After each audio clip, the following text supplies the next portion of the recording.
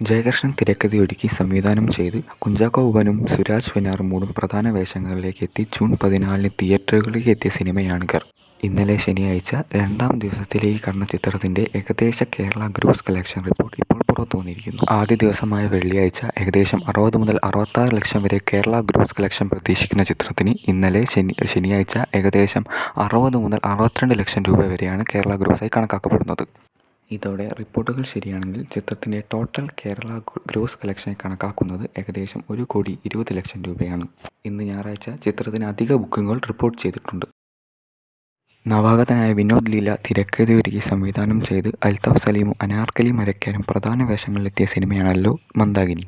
3 കോടി ബഡ്ജറ്റ് വരുന്ന ചിത്രത്തിന് ഏകദേശം 25 ദിവസം കൊണ്ട് 5.5 കോടി രൂപയാണ് ഒഫീഷ്യൽ ബോക്സ് ഓഫീസ് കളക്ഷൻ റിപ്പോർട്ടായിട്ട് പുറത്തുവന്നിരിക്കുന്നത്. വൈശാഖ് സംവിധാനം ചെയ്ത ഏറ്റവും പുതിയ മമ്മൂട്ടി ചിത്രമാണല്ലോ ടർബോ. മെയ് 23 തിയേറ്ററുകളിലേക്ക് എത്തിയ സിനിമ 10 ദിവസം കൊണ്ട് ഏകദേശം 70 കോടി കളക്ട് ചെയ്ത ചിത്രം തുടർന്നുള്ള കളക്ഷനുകൾ നിരാശയിലാണ്.